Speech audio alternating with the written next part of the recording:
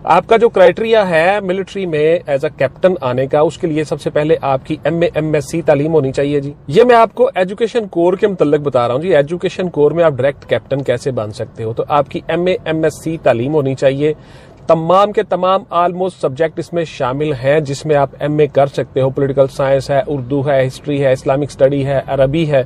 उसके बाद बहुत से ऐसे सब्जेक्ट्स हैं, मास्टर्स कंप्यूटर साइंसेज है, MSc है, इकोनॉमिक्स है, जियोग्राफी है, बहुत से ऐसे आपके सब्जेक्ट्स हैं जिनमें आप अप्लाई कर सकते हो। ऑलमोस्ट सभी सब्जेक्ट हैं जिसमें आपने MA MSc किया हुआ है। तो आप सबके जी 60% मार्क्स होने चाहिए सबसे पहले बात, और सेकंड क्लास आपकी डिग्री होनी चाहिए MA MSc में। अगर आपकी MA MSc में सेकंड क्लास डिग्री नहीं है तो फिर आप MPhil और PhD हो तो आपके लिए ये एजुकेशन कोर में डायरेक्ट कैप्टन आप बन सकते हो। उसके बाद वीवर्स आपकी 28 साल तक एज होनी चाहिए, और 28 साल के बाद आपकी जो एज रिलैक्सेशन है वो 35 ईयर्स तक है अकॉर्डिंग टू मिलिट्री रूल्स, 28 से 35 साल। इसके साथ साथ जो जनरल एज है वो आपकी 28 साल तक होनी चाहिए। अगर आपकी स्पेशल एजुकेशन है या आप मिलिट्री पर्सोनल्स हैं, या आपकी स्पेशल एजुकेशन से मुराद ये है कि आपकी MPhil और PhD है, तो देन आपकी एज जो है वो 35 ईयर्स तक कंसीडर हो सकती है। आपका कद जो है वो 5 फीट 4 इंच या 162.5 सेंटीमीटर तक होना चाहिए। पाकिस्तानी शहरी हो, मर्द और औरत दोनों इसमें शामिल है, मेल फीमेल दोनों अप्लाई कर सकते हैं। शादीशुदा और गैर शादीशुदा दोनों ही इसमें अप्लाई कर सकते हैं। ड्यूल नेशनैलिटी जो है, डबल शहरियत, दोहरी शहरियत, वो आपकी नहीं होनी चाहिए। अगर फर्ज की आपकी किसी और मुल्क की शहरियत है तो आपको वो छोड़ना पड़ेगी। आपका वजन जो है वो अकॉर्डिंग टू बॉडी मास होना चाहिए, BMS, और आपकी जो आई साइट है, आपकी विजन है वो 6/6 विद और विदाउट ग्लासेस होनी चाहिए। तो ये गौर से सुन लीजिए। आप सब लोग कहते हैं कि जनाब मुझे ऐनक लगी हुई है, फलां है, तो इसमें आप डायरेक्ट कैप्टन बनने के लिए आपको विद और विदाउट ग्लासेस दोनों तरह से आप अप्लाई कर सकते हो, इसमें कोई ऐसे रिस्ट्रिक्शन नहीं है। उसके बाद फिर आपकी होगी जी 6 महीने की ट्रेनिंग। आप जब सिलेक्ट हो जाओगे ISSB में डायरेक्ट कैप्टन। सब्जेक्ट्स में फिर से आपको दोहरा देता हूं जी, फिजिक्स है, मैथ है, इस्लामिक स्टडीज है, उसके बाद पाक स्टडीज है, उसके बाद पॉलिटिकल साइंस है, इकोनॉमिक्स है, आपका कंप्यूटर है, आपकी जियोग्राफी है, आपकी मैनेजमेंट साइंसेज है, आपकी कंप्यूटर साइंसेज और IT इंफॉर्मेशन टेक्नोलॉजी। तकरीबन सभी के सभी सब्जेक्ट आपके शामिल हैं। आपने जिस भी यूनिवर्सिटी से, कॉलेज से MA MSc किया हुआ है वो HEC से मंजूर शुदा हो, हायर एजुकेशन कमीशन से अप्रूव्ड हो, 60% आपके मार्क्स हो, 6/6 आपकी नजर हो, विजन हो, ऐनक और ऐनक के बगैर विद और विदाउट ग्लासेस। आप शादीशुदा हो, गैर शादीशुदा हो, दोनों तरह से मेल फीमेल दोनों अप्लाई कर सकते हैं, पाकिस्तानी शहरी हो। ये सारे के सारा एलिजिबिलिटी क्राइटेरिया है। आपकी एज 28 साल तक हो और अपर एज रिलैक्सेशन जो है वो 35 ईयर्स तक होनी चाहिए। इस तरह से आप आसानी के साथ उसमें अप्लाई कर सकते हो, डायरेक्ट कैप्टन बन सकते हो।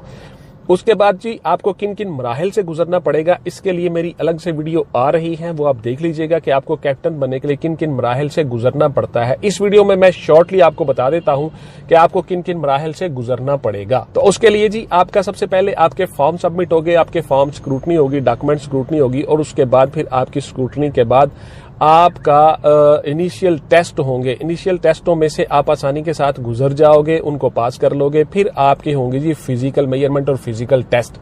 इनिशियल टेस्ट में आपके होते हैं इंटेलिजेंस टेस्ट होता है आपका वर्बल, नॉन वर्बल और एकेडमिक टेस्ट होता है। ये तीनों टेस्ट आपने क्लियर करने होते हैं। उसमें मेरी अलग से वीडियो आ जाएगी डिटेल के साथ, उसमें क्या क्या चीजें आपने करनी है और किन चीजों का आपने ख्याल रखना है वो देख लीजिएगा। और उसके बाद फिर आपको फिजिकल मेजरमेंट के लिए आपको कॉल किया जाता है। आप फिजिकल मेजरमेंट करवाते हो, उसमें आपकी रनिंग है, दौड़ है, पुशअप्स है, सिटअप्स है, चिनअप्स है, आप फिजिकली फिट हो, ये सारा कुछ देखना होता है।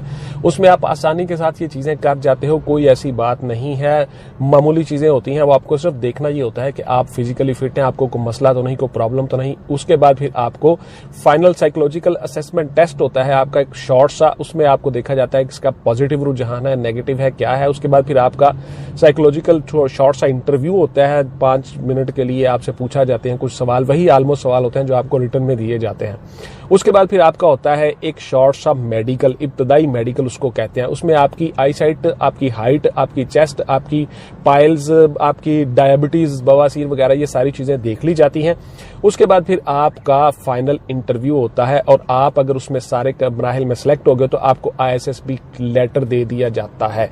ISSB फॉर्म, लेटर से मुराद फॉर्म है, वो आपने फिल कर देना देना है वो आप फिल करके उनको दे देते हो। उसके बाद फिर आपको ISSB की कॉल आती है। ये अप्रॉक्सीमेटली बहुत से बच्चे पूछते हैं, बहुत आप सवाल करते हैं कि सर ये कितने अरसे में हो जाता है, फलां हो जाता है। तो देखिए आपके जो इब्तदाई टेस्ट हैं वो सारे के सारे ऑलमोस्ट हो जाते हैं 3 से 4 दिन के अंदर ये सारे टेस्ट होने के बाद फिर आपको ISSB फॉर्म फिल करवाया जाता है, अगर आप उसमें सिलेक्ट हो चुके हो तो। बहुत से बच्चे ये भी कहते हैं कि सर मुझे लेटर नहीं आया, मैं पास तो हो गया था, फलां हो गया था। देखिए आपको वहीं पे बता दिया जाता है साथ साथ। जो बच्चे एक मरहले में पास हो जाते हैं उनको अगले मरहले में भेजा जाता है, फिर उसको उसमें पास हो गए तो उसको फिर अगले मरहले में भेजा जाता है। तो इस तरह से आपको फिर फाइनल जब आप पास हो गए, इंटरव्यू भी हो गया, सारा कुछ हो गया, आपको ISSB फॉर्म दिए जाते हैं। जिन बच्चों ने वो फॉर्म फिल किए होते हैं वो पास होते हैं, बाकी कोई पास यास नहीं होते। आप बार बार पूछते हो कि सर मैं तो हो गया था तो मुझे लेटर नहीं आया, तो लेटर उन्हीं बच्चों को आएगा जो ISSB फॉर्म फिल करके आएंगे। इट मीन्स कि आप पास हो चुके हो। उसके बाद फिर आपको लेटर आ जाता है और लेटर की मुद्दत जो है वो अप्रॉक्सीमेटली महीने से 1.5 महीने के या मैक्सिमम 2 महीने के अंदर आपको लेटर आ जाता है कि आप फलां सेंटर में आपका ISSB है।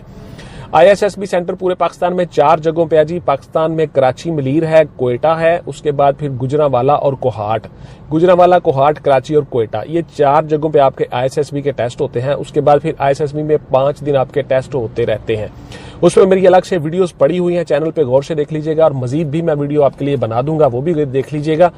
तो उन 5 दिनों में आप कैसे कामयाबी हासिल कर सकते हो ये भी मैं आपको डिटेल के साथ बता दूंगा सारी चीजें।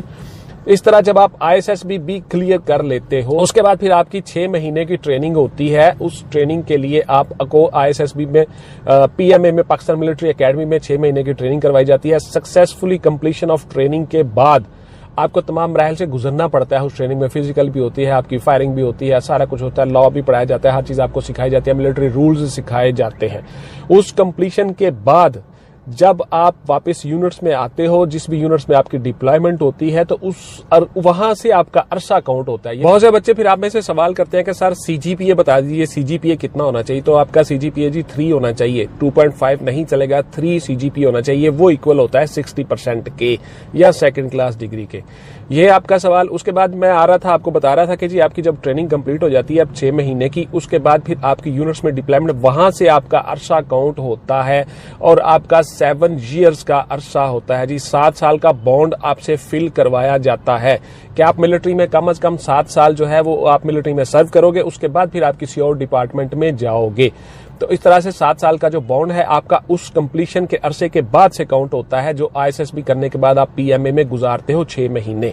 ये गौर से सुन लें जी। बहुत से बच्चे कहते हैं कि सर हम ट्रेनिंग के बाद क्या हम किसी और डिपार्टमेंट में जा सकते हैं, क्या हम CSS कर सकते हैं, क्या हम PCS जा सकते हैं, कहीं भी जा सकते हैं। तो गौर से सुन लें जी, ये 7 साल का जो बॉन्ड है उसके बाद ही आप कहीं जा सकते हो। तो वजन मैंने आपको बता दिया जी, आपका BMS के मुताबिक होना चाहिए। बॉडी मास स्ट्रक्चर जो इतना भी आपका होता है उसमें एक चार्ट बना होता है, उसके मुताबिक आपके वजन लिखे होते हैं, उसके मुताबिक आपका वजन होना चाहिए। उसके साथ साथ फिर आपकी विजन जो है वो ऐनक और विदाउट ऐनक, यानी ग्लासेस विदाउट ग्लासेस आपकी 6x6 होनी चाहिए, वो मैंने आपको बता दिया। एज आपकी 28 साल तक होनी चाहिए। इसमें मेल फीमेल दोनों अप्लाई कर सकते हैं, इसमें कोई ऐसी बात नहीं है। अप्रोक्सीमेटली तमाम बच्चे इसमें अप्लाई करते हैं। इसमें शादीशुदा गैर शादीशुदा दोनों अप्लाई कर सकते हैं। उसके बाद फिर अपर एज रिलैक्सेशन जो है वो स्पेशल एजुकेशन के साथ या मिलिट्री रूल्स के मुताबिक वो 35 ईयर्स है, 35 साल तक आप उसमें अप्लाई कर सकते हो। तो ये थी जी मेरी वीडियो कि आप आर्मी में डायरेक्ट कैप्टन कैसे बन सकते हो। ये मैंने डिटेल के साथ बता दिया। मुख्तलिफ कोर्स में मुख्तलिफ तरीकाकार हैं, इसमें मेरी वीडियोस आती रहेंगी। ये थी आज की वीडियो के एजुकेशन कोर में मिलिट्री में आप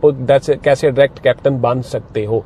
तो एजुकेशन कोर में बहुत सी बच्चियां भी काम कर रही होती हैं, बच्चे भी काम कर रहे होते हैं। एक और आपका मोस्ट कॉमन क्वेश्चन वो ये है जी कि मैं तो सर ऑपरेशनल जाना चाहता हूं, मैं तो फाइट करना चाहता हूं, मैं तो लड़ना चाहता हूं। तो देखिए मिलिट्री का हर बंदा, उसको ट्रेनिंग दी जाती है लड़ने के लिए ही। आपने लड़ना होता है, दुश्मन के खिलाफ काम करना होता है। जब जंगों में ऐसी चीजें आती हैं तो आप सबसे ड्यूटी ली जाती है, आप सब जाते हो वहां पे, बॉर्डर्स पे काम भी करते हो, आपको मिशंस भी दिए जाते हैं, सारा कुछ किया जाता है। एजुकेशन कोर का मतलब ये नहीं कि आपने सिर्फ पढ़ाना है और आप फारिग हैं।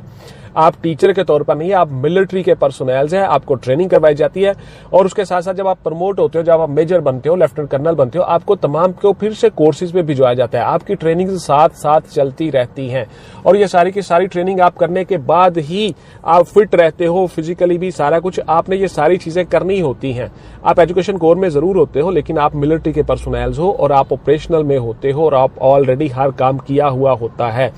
आपने फायरिंग की होती है, आपने मिसाइल सीखे होते हैं, हर चीज सीखी होती है, आपको बमों की हर चीज की इंफॉर्मेशन दी जाती है, आप मिलिट्री का हिस्सा होते हो। तो आप बिल्कुल मिलिट्री में करते हो काम, लड़ भी सकते हो, लड़ते भी हो, और आम रूटीन आम हालात में आप लोगों को एजुकेट करते हो, मिलिट्री के पर्सोनेल्स को बनाते हो, उनकी ट्रेनिंग करते हो।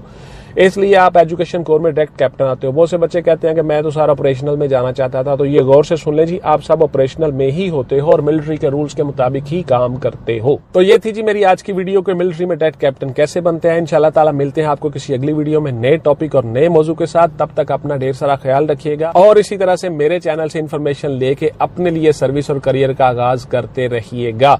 टिल देन जी, टेक केयर, अल्लाह हाफिज एंड गुड बाय। पाकिस्तान जिंदाबाद।